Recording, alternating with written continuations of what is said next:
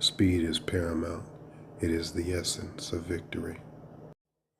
Here's a quick game I got to play online. Let's take a look at it real quick. Start off with e4, e5, knight f3, knight c6. And typically here I would play a Ruy Lopez, where we get that bishop to b5 attacking that knight. The Ruy Lopez is well known.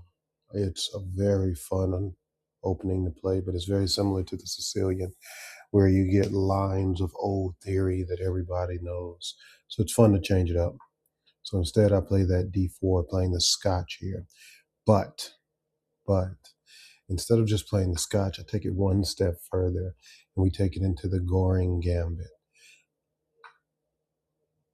He takes the pawn, and I do that double pawn sacrifice here. So I'm pulling the bishop up to c4, making it more aggressive, attacking that f7 pawn, where now I can utilize my knight to jump into the fray, as well as I can do the polymorphy, where I can get that rapid development by dropping queen over here on d5, or bringing the queen over here to b3.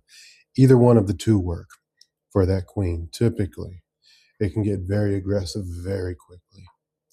He pushes the pawn on h6. I guess he's trying to spike this g5 square, stopping that knight from coming in, but that's okay, because I still have other avenues of attack. He blocked one. I castle. He plays that d6. We get the knight up to c3. So I developed the knight so that I can slowly start bringing more material into the game.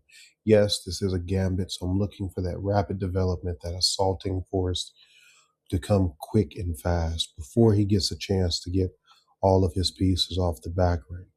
Right now, I got some time. As we can see, if he's kingside castling, he has at the very least 1, 2, 3 moves, just the kingside castle. And I'm not going to make it easy for him. I'm not going to sit back and watch him castle. He's going to have to work for it. So he plays knight to e7, trapping that dark squared bishop in and making it harder to actually get that castle off. I love it. I bring queen up.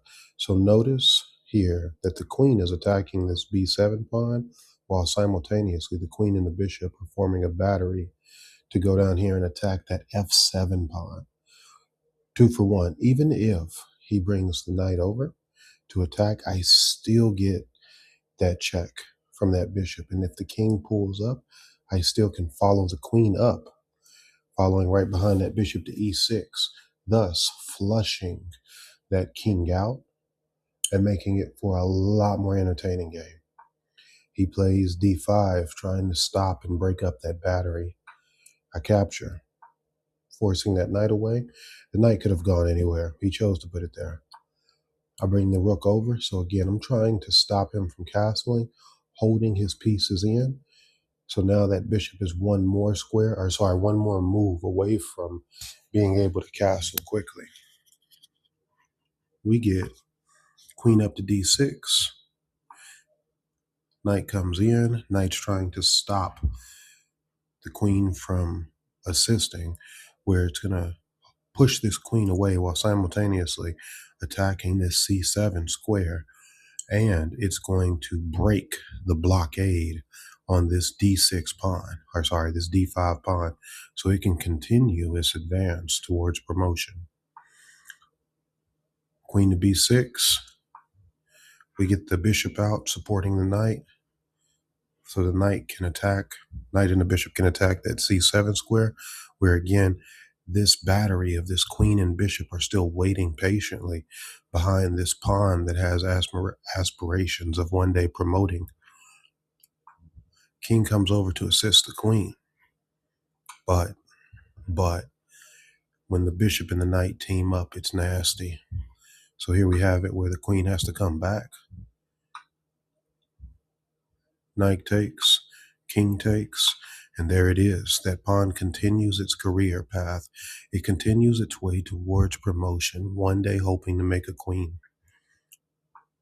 King pulls over to blockade the pawn. I was hoping here that he would take. That's where I can pull that last rook into the game Get this rook into the fray, and now all the pieces can join the fight. All the pieces can join the witch hunt.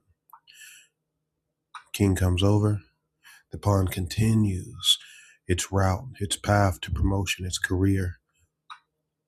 Bishop takes, stopping that pawn dead in its tracks right before. Knight comes in, avenging the pawn, checking the king, forcing him another way. King comes back. Now this battery that was built a few moves ago, is able to strike finally. Bishop comes in, and now the knight delivers the last blow.